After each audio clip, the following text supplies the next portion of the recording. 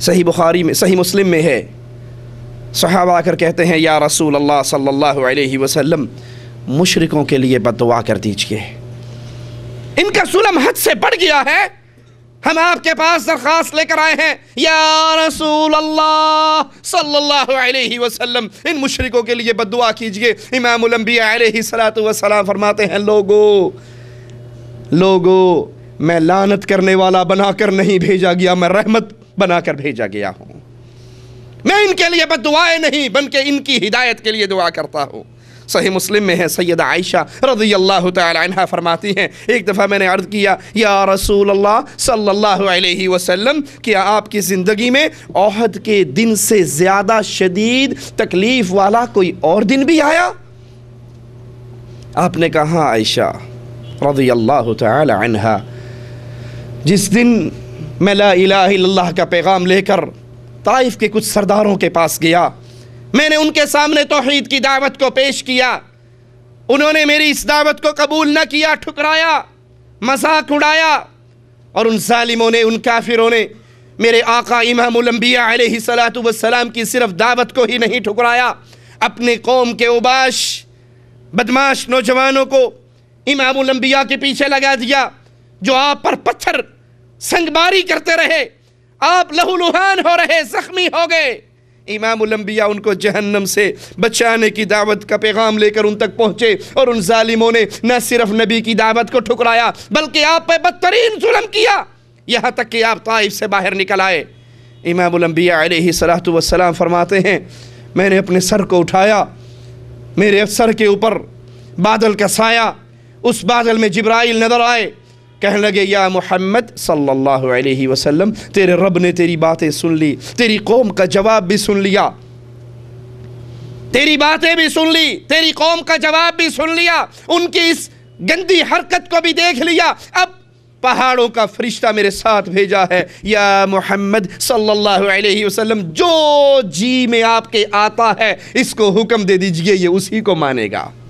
پہاڑوں کے فرشتے نے امام الانبیاء کو سلام کیا، کہا آقا آپ کی اللہ نے آپ کی دعوت، آپ کی باتیں، قوم کا جواب، ان کی یہ حرکت سب دیکھ لی، اب اگر کہو ان دو پہاڑوں کو اٹھا کر اہل طائف کو پیس کر رکھ دوں، جو آپ کہو گے وہی میں کروں گا۔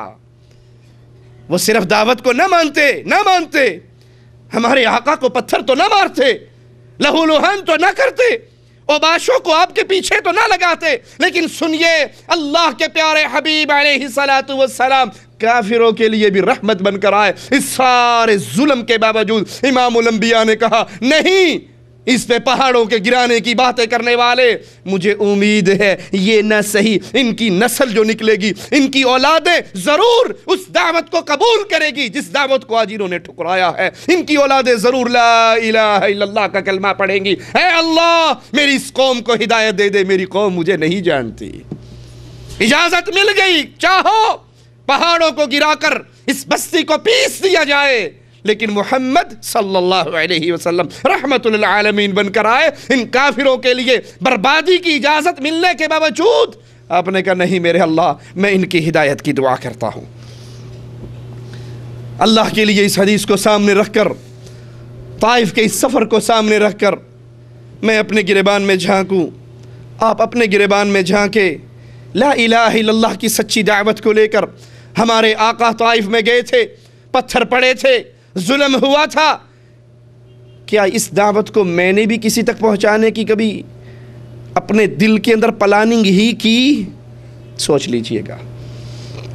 نبی سے پیارا خون کسی کا نہیں، نبی سے پیارا جسم کسی کا نہیں، نبی سے زیادہ عزت کسی کی نہیں، وہ کائنات کی افضل ترین ہستی، لیکن دعوت توحید کے لیے امام الانبیاء کے جسم اطہر سے مبارک خون بہ رہا ہے، پتھر پڑ رہے ہیں، وہ اس دعوت کو پھیلانے کے لیے اتنے ظلم برداشت کر رہے ہیں۔ کیا یہ دعوت میں نے بھی پھیلائی؟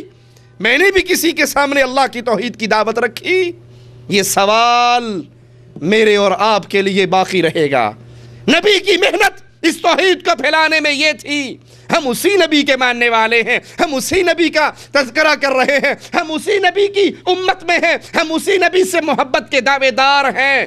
وہ فریضہ جو امام الانبیاء نے عطا کیا، جو معصوم تھے، جن کے سب کچھ معاف تھے، جو اللہ کی جنتوں کے مہمان تھے، جو اعلیٰ ترین سید البشر کی حیثیت رکھتے تھے، انہوں نے یہ تکلیفیں اٹھائی توحید کی دعوت دیتے ہوئے۔ کیا اس دعوت کو دینا میری اور آپ کی ذمہ داری نہیں ہے؟ کیا نبی نے یہ پیغام میرے اور آپ کے لیے نہیں چھوڑا؟ جنہوں نے سنا ہے وہ غائب لوگوں تک پہنچا دیں۔ ہم نے جو توحید کو سمجھا، ہم نے جو توحید کو مانا، اس کے بعد میری اور آپ کی ذمہ داری کیا باقی بچتی ہے؟ صحیح مسلم میں ہے، عبداللہ بن مسعود رضی اللہ عنہ وارضاہ کہتے ہیں رسول اللہ صلی اللہ علیہ وسلم کا مبارک چہرہ میری آنکھوں کے سامنے ہے۔ آپ کسی نبی کا حال بیان کر رہے اور اشارہ اپنی ہی ذات کی طرف کہ وہ نبی قوم نے اسے زخمی کر دیا، وہ پیغمبر اپنے چہرے سے اپنے لہو کو صاف کر رہا اور دعا مانگ رہا، اے رب میری قوم کو معاف کر دے، یہ قوم مجھے نہیں جانتی۔ جنگ احد میں امام الانبیاء زخمی ہوئے، آپ کا چہرہ خون آلود ہوا، آپ خون صاف کر رہے ہیں اور اپنی قوم کی ہدایت کے لیے دعا کر رہے۔ مکہ فتح ہوا، وہ جنہوں نے مکے سے نکلنے پہ مجبور کر دیا تھا، وہ جنہوں نے گھر کا محاصرہ کر لیا تھا، وہ جو جان کے دشمن بن چکے تھے، وہ جو گالیاں دیا کرتے تھے، وہ جو راستے میں کانٹے بچھایا کرتے تھے، وہ جو گھر میں گندگی پھینکا کرتے تھے، وہ جو حرم کے اندر حالت سجدے میں اونٹ کی اوجڑی رکھا کرتے تھے، آج مکہ فتح ہو چکا، لیکن امام الانبیاء کفار کے لیے کیسے رحمت بن کر آئے۔ صحیح بخاری میں ہے، فتح مکہ کے دن سیدنا سعد نے ابو سفیان کو دیکھا تو کہا، ابو سفیان آج تو دشمنوں کی گردنوں کو اڑانے کا دن ہے۔ ابو سفیان کے پاس سیدنا عباس کھڑے تھے، کہنے لگا، عباس اللہ تیرا بھلا کرے، مجھے تو بچا لینا۔ سعد نے تو بڑا شدید جملہ کہا ہے کہ آج دشمنوں کی گردنیں ماری جائیں گی، مجھے تو اپنی پناہ میں لے لینا، مجھے بچا لینا۔ سارا لشکر داخل ہو گیا مکے میں، آخر میں سب سے چھوٹا گروہ قافلہ امام الانبیاء کا آیا۔ ابو سفیان نے کہا، یا رسول اللہ صلی اللہ علیہ وسلم، آپ نے سنا ہے سعد کیا کہتا پھر رہا ہے؟ آپ نے کہا، ابو سفیان اس نے کیا کہا؟ کہا سعد نے کہا ہے آج گردنیں مارنے کا دن ہے، دشمنوں کی گردنیں کاٹنے کا دن ہے، انتقام کا دن ہے۔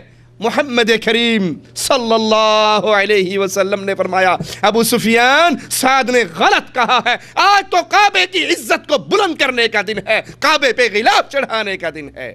اور امام الانبیاء علیہ السلام نے اپنے دشمنوں کے لیے معافی کا اعلان کر دیا، بلکہ کہا جو اپنے ابو سفیان کے گھر میں داخل ہو جائے اس کو بھی پناہ ہے، اس کو بھی امان ہے، جو اپنے گھر کے دروازے بند کر لے اس کو بھی امان ہے، جو بیت اللہ میں داخل ہو جائے اس کو بھی امان ہے۔ آپ پوری انسانیت کے لیے رحمت، کفار کے لیے رحمت۔ صحیح بخاری کے اس قصے کو سنیے اور میرے نبی کی رحمتوں کا اندازہ کیجئے۔ امام الانبیاء علیہ السلام کے صحابہ گرفتار کر کے لے آتے ہیں، آقا فرماتے ہیں اس کو مسجد نبوی کے ستون سے باندھ دو۔ مسجد سے باندھ دیا گیا۔ امام الانبیاء علیہ السلام آئے، پوچھا ثمامہ کیا پروگرام ہے؟ وہ جواب میں کہتا ہے، اگر مارو گے قوم کا سردار ہوں، میرے پیچھے انتقام لینے والے موجود ہیں، عام آدمی نہیں ہوں، اور اگر چھوڑ دو گے احسان مند رہوں گا، اگر مال چاہیے جتنا جی چاہتا ہے مانگو، مال بھی دیا جائے گا۔ امام الانبیاء نے کہا اسے بندہ رہنے دو، لوٹ گئے۔ اگلے دن پھر یہی سوال کیا، اس نے پھر وہی جواب دیے۔ تیسرے دن امام الانبیاء پھر پوچھ رہے ہیں ثمامہ کیا پروگرام ہے؟ ثمامہ جواب میں وہی اپنے الفاظ دہرا رہا۔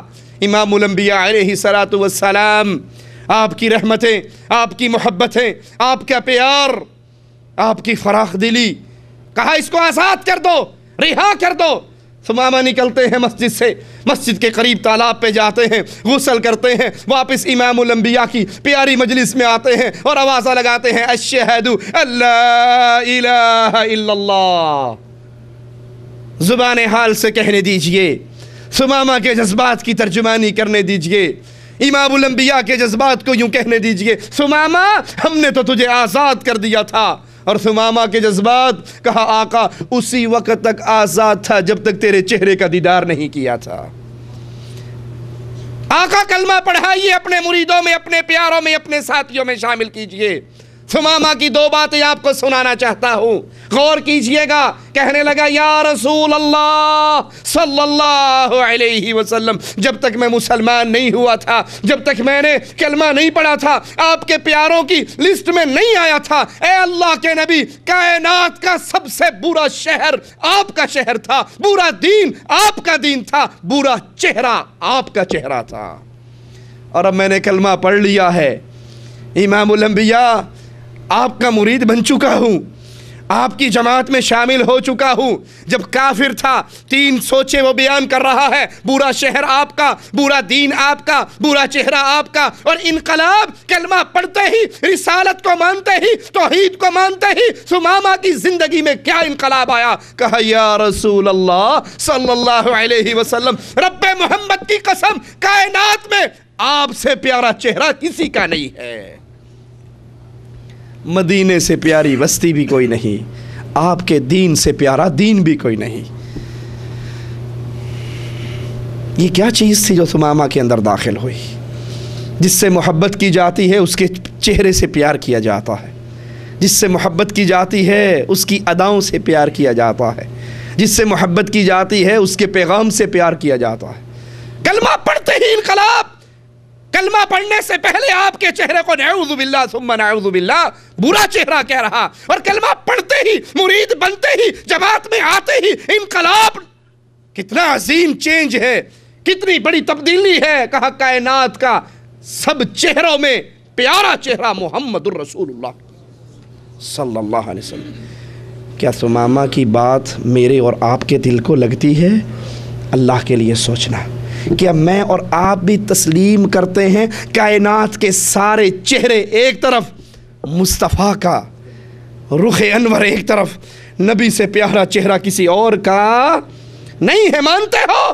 اگر مانتے ہو تو ذرا سوچو ہم چہرہ کس کا بناتے ہیں؟ ہمارے لیے آئیڈیلائز چہرہ کون سا ہے؟ نبی کا چہرہ تو داڑھی سے مزین تھا، نبی کا سینہ اطہر آپ کی داڑھی مبارک ڈھانپ لیا کرتی تھی۔ اگر ہمیں بھی نبی سے پیار ہے، میں تو کہیں مجوسیوں جیسا منہ بنا رہا ہوں، کوئی ہندوؤں جیسا منہ بنا رہا ہے، کوئی یہودیوں جیسا منہ بنا رہا ہے، کوئی مجوسیوں جیسا منہ بنا رہا ہے۔ ثمامہ کا ایک لمحے کا انقلاب، کائنات کا افضل ترین چہرہ آپ کا۔ اگر مجھے اور آپ کو بھی اس بات پر یقین ہے تو سنت مصطفیٰ کو ذبح کرتے ہوئے اپنے دل سے پوچھا تو کرو، کہیں میں نبی سے محبت کر رہا ہوں یا اس عمل سے نبی سے نفرت کر رہا ہوں؟ کلمہ پڑھتے ہی انقلاب کیا آیا کرتا ہے؟ کہتے ہیں یا رسول اللہ صلی اللہ علیہ وسلم، میں جب چلا تھا، عمرے کا ارادہ تھا، آپ کے ساتھیوں نے اریسٹ کر لیا، اب کلمہ پڑھ کے میں آپ کے ساتھیوں میں شامل ہو چکا، یا رسول اللہ صلی اللہ علیہ وسلم آپ اجازت دو گے تو عمرہ کروں گا، آپ اجازت نہیں دو گے تو عمرہ بھی نہیں کروں گا۔ یہ انقلاب ہے لوگوں، یہ اتباع ہے لوگوں۔ حالانکہ وہ جانتا ہے کہ اسلام کے علاوہ بھی مشرکین مکہ عمرہ کیا کرتے تھے اور مسلمان بھی عمرہ کرتے ہیں، لیکن اسلام لاتے ہی تبدیلی کتنی بڑی آ رہی ہے۔ عمرے کی نیت تھی، لیکن اب میں غلامی رسول میں آ چکا ہوں، اجازت دو گے تو اللہ کے گھر کا عمرہ کرنے جاؤں گا، اجازت نہیں دو گے تو نہیں کروں گا۔ یہ ہے وہ انقلاب جس کی آج ہمیں ضرورت ہے۔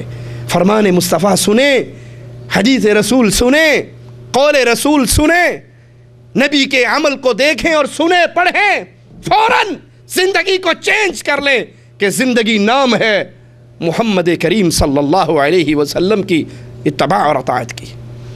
مکہ پہنچتے ہیں ثمامہ، مکہ کی پارٹی، ابو جہل کا گروہ مکہ سے باہر آ کر استقبال کرتا ہے، توہین کرتے ہوئے کہتا ہے ثمامہ تو صابی ہو گیا ہے۔ ثمامہ کیا ہو گیا؟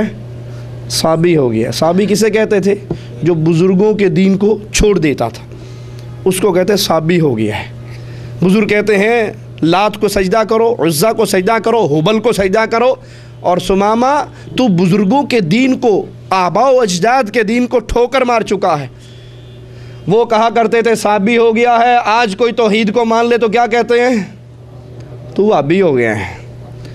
دونوں مشرکوں کی باتیں قریب قریب ملتی